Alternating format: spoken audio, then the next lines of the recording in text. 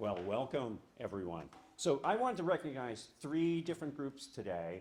And first of all, we can't pull off any events unless we do have an audience. I'm impressed. What an excellent audience we have today. And we have a wonderful day, and you guys showed up, so that's a very important part of it. And then second of all, anyone who's going to perform today, we can't have a performance without performers. And then we can't have a performance unless we have someone who organizes everything. So Sherry Blau, let's give her a round of applause.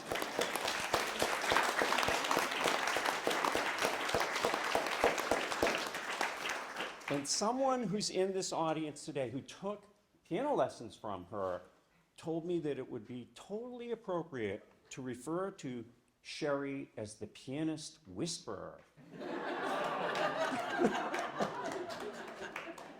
So I would wholeheartedly agree with that. So, and we're going to see a little bit more when we see the actual performance very shortly. So I'm Gary Horsman. I'm the president of the Friends of the Norman Williams Public Library. And this is really, it's an event it's done by the Friends, but it's really to support the library. It's so important because if you notice in the Academy Awards, it was really a huge event when the picture that won the Academy Awards was books everywhere,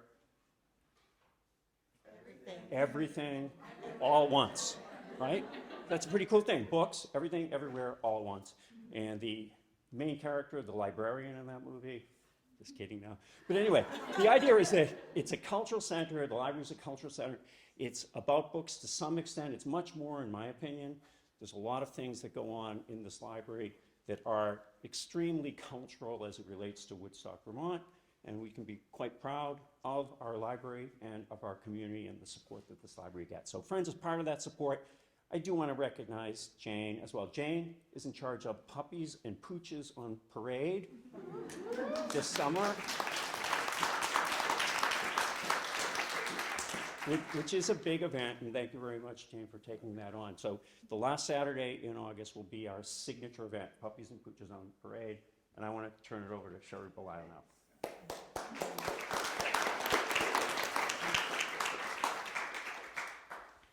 So first, I'm grateful for this piano. Gail Chorksky, played this piano her whole life, and then she passed on, and her husband donated this to the library, and it's one of the loveliest pianos I've ever played. We really enjoy it.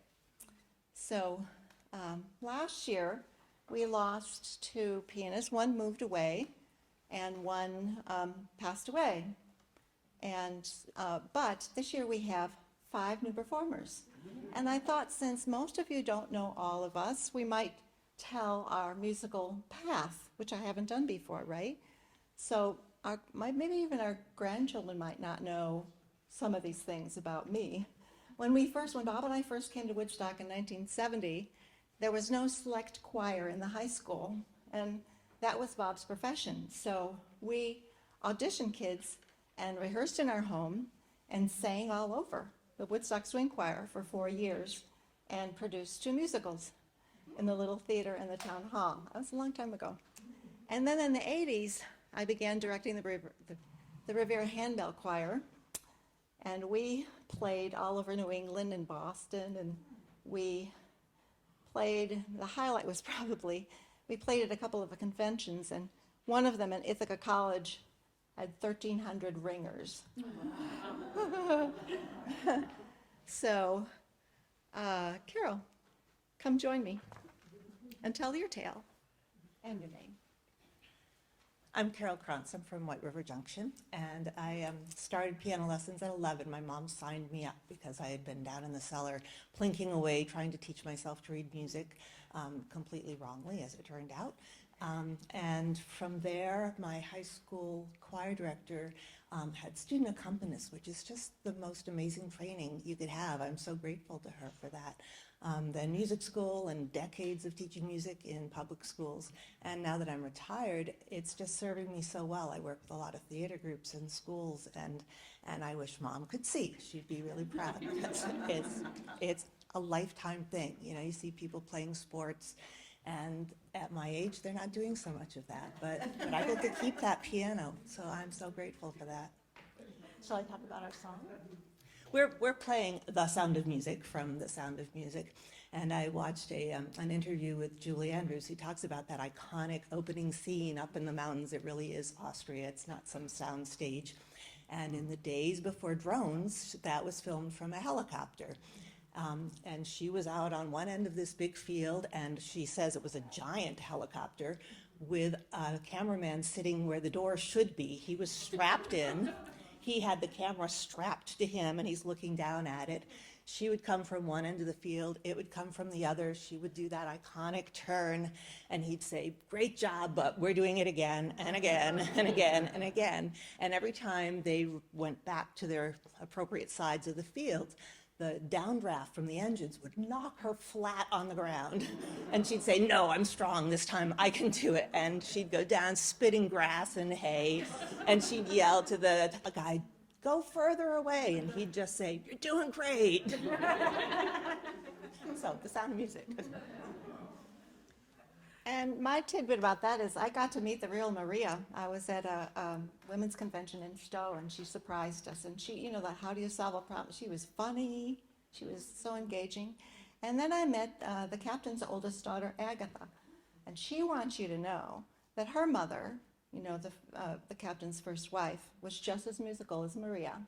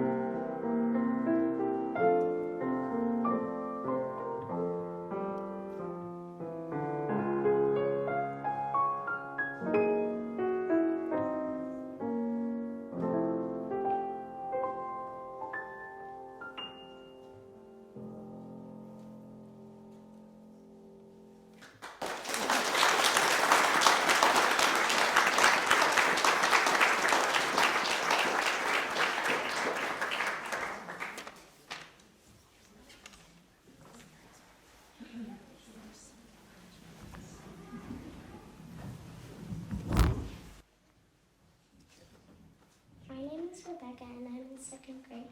I like ice skating and acting and playing piano. I have a fact to share from the Von Trapp family. They came here from Austria and they came to this place called Stowe and they opened this place called the Von Trapp Family Inn. And why did they like it there?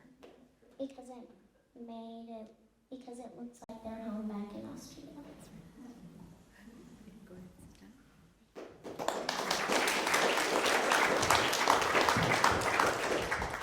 So we're playing Do Re Mi, and what you might not know is that that part of the film was filmed in 9 different places, and it took almost 9 months to film because of the weather.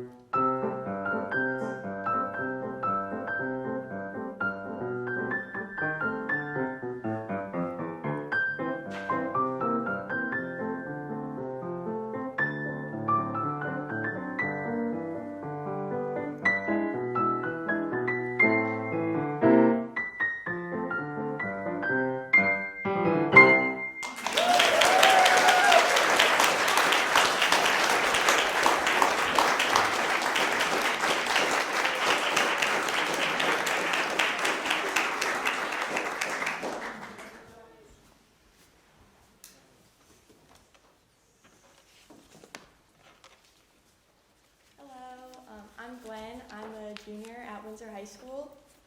I began piano lessons when I was 6 years old, but I took a little break when my old piano teacher moved away. And I started lessons with Miss Krantz when I was 11 and have learned a lot since.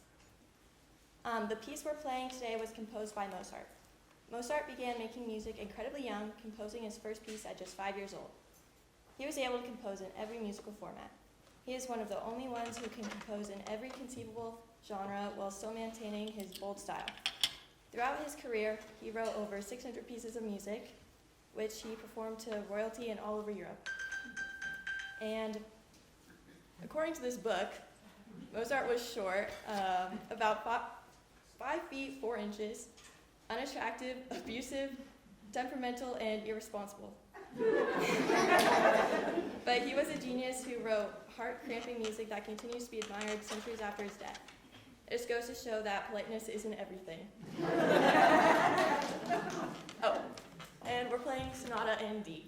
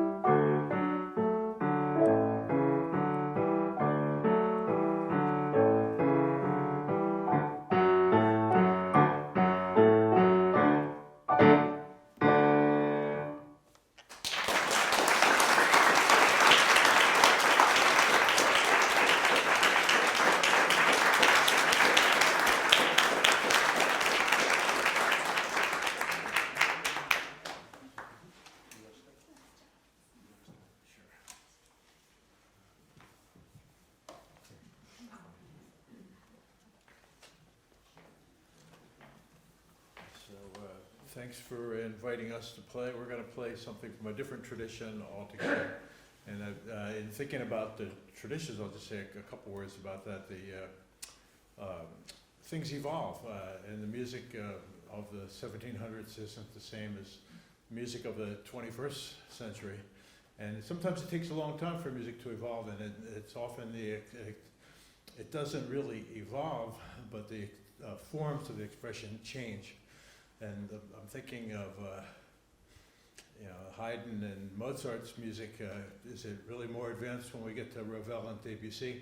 I'm not sure. The form changes, but the expression of the early instrumentalists and composers is complete.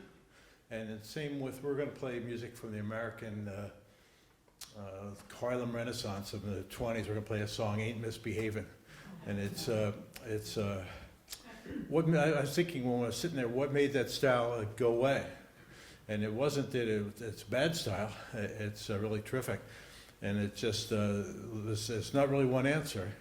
And I'm thinking of, I was telling Bob this earlier, that when we look at the evolution of primitive man and has use of stone tools, sometimes it took 50,000 years before an innovation would come along, because this thing worked just great. This arrowhead was perfect, and there was no need to innovate. And then when an innovation came along, maybe it'd be another 5,000 or 8,000 years before that was superseded. So that's what I would like to introduce that thought. I'll let Bob say something. So I was realizing, Sherry asked us to tell our musical journey, and I'm going to have to condense it a little bit, but I started playing piano when I was 5, and that made me realize that I've been playing piano for 65 years. That was a little sobering thought. And I played, in high school, I played organ in a rock band, and I eventually started playing bass, played bass for 10 years, and then switched over to keys, and I have not looked back on that.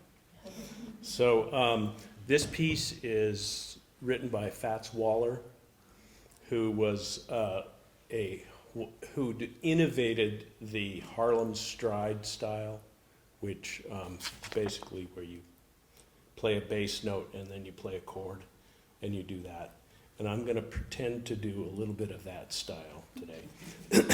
He started playing piano when he was 6. And when he was 10, he started playing organ for his father's church. His father was a pastor. And then when he was 15, he quit school at Duet Clinton High School and started playing organ for the Lincoln Theater in Harlem. So he was a pretty amazing guy. And he wrote hundreds and hundreds of tunes. I was interested, I'm not going to read you this whole thing. I was interested that he was asked to write the music for a musical called Early to Bed.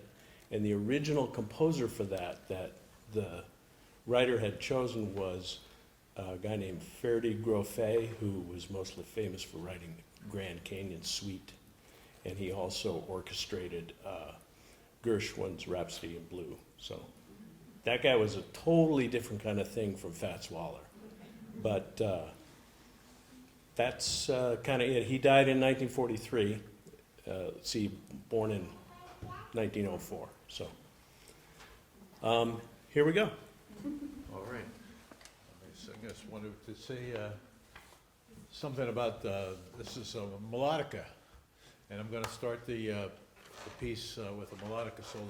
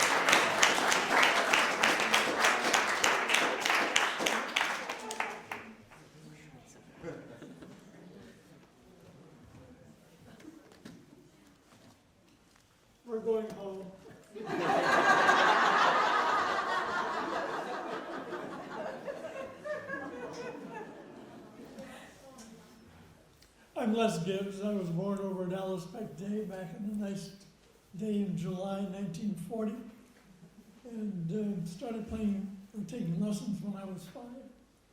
And we had an old piano in our house, and my grandparents had a pump organ, and so I would practice on both. Started first grade in September, came down with scarlet fever, rheumatic fever on top of that. So I missed the first 4 months of school, and when I came back, I had a very bad heart murmur, and so the doctor took me off piano and put me on clarinet. And I played that for the next 11 years. Piano, I would sneak my books up to my grandparents, and I would play on the organ. And figured out, where notes were and this sort of thing. And by the time I was in the 6th grade, I was playing for Sunday school at church, sight reading hymns. And then I decided to go into the Army. And my uncle said, you like to cook, so go in as a cook, you'll always have food. And that sounded good, so I went to Manchester and I signed up and I got cooking school and I went to Fort Dix. And I was the shortest man in my company back then. I grew like 5 inches when I joined the Army. And I was the squad leader of the 1st squad of the 1st platoon. And they marched us to chapel. And there was an old Hammond organ sitting up front.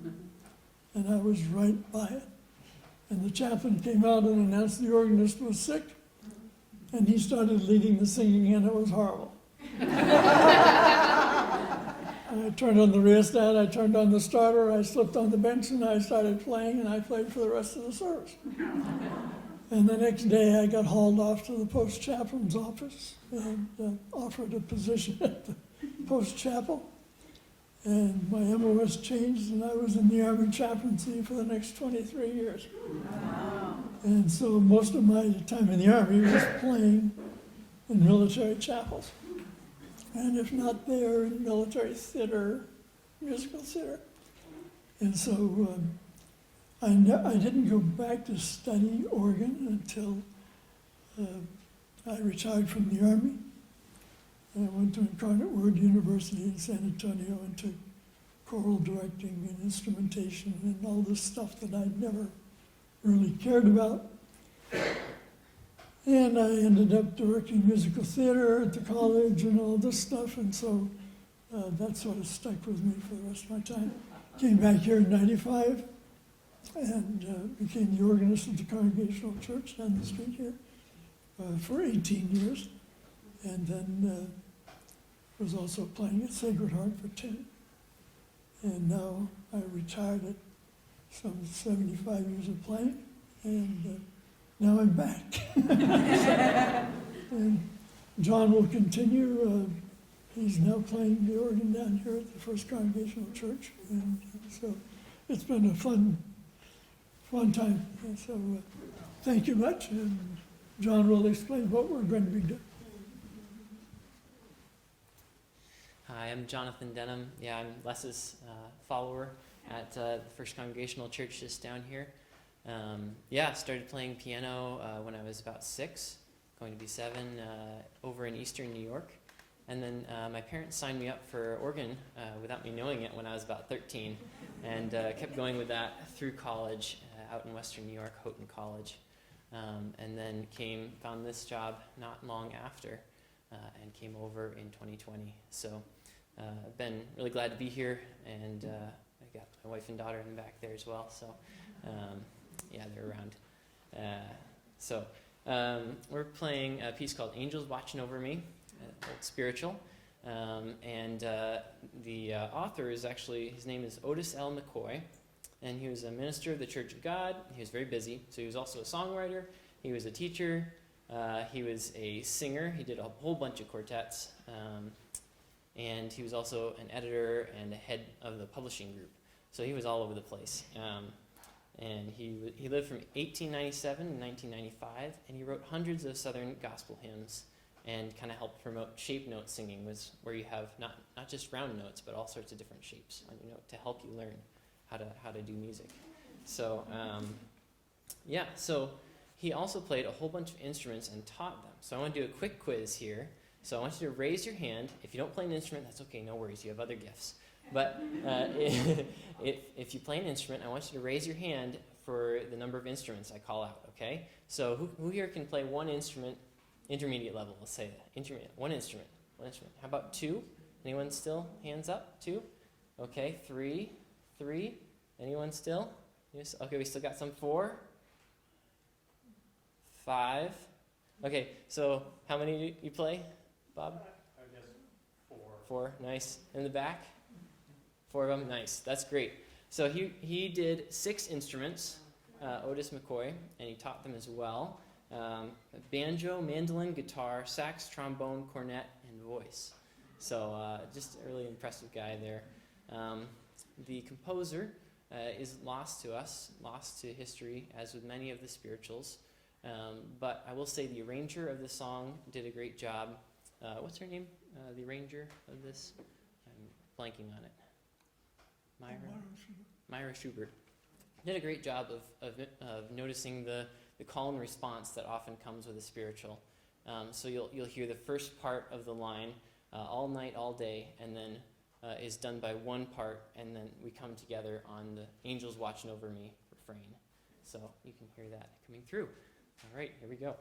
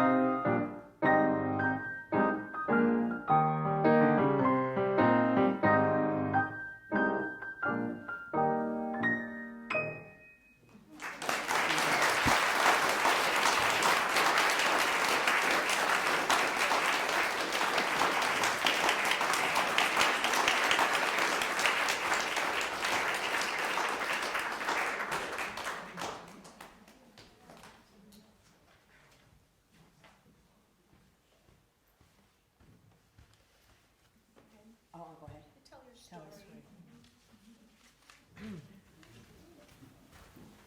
Hi, I'm Kathleen Dolan.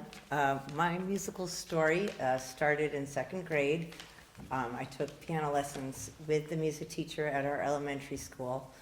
My favorite thing about the piano lessons was I got to leave the classroom to go take it, and the stickers that she gave me every time I finished. And then I just continued to take lessons with different teachers and just kept piano playing as a part of my life. The end. Tell us about what we're going to play. Okay. You go. No, go ahead. I'll be after you. Just our piece is based on Beethoven's For Elise, and I have some little facts about Beethoven here. Funnily enough, your Mozart facts, Gwen, kind of correlate with my Beethoven facts. They were both short of stature and not very well behaved. So, here's some quick ones. Of all great composers, Beethoven was probably the one most inclined to brood. He had plenty to brood about.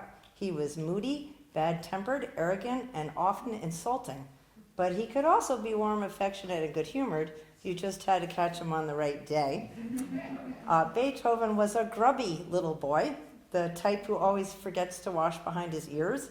He quit school at 11 and by 16 was court organist to the Elector. He was already beginning to compose small pieces and was an absolute whiz at sight reading. In 1792, he moved to Vienna, where for a short while he took lessons from Haydn, which is another big composer. He was stern, pockmarked faced. He was only 5 feet 4 inches tall. I think we're talking about Beethoven.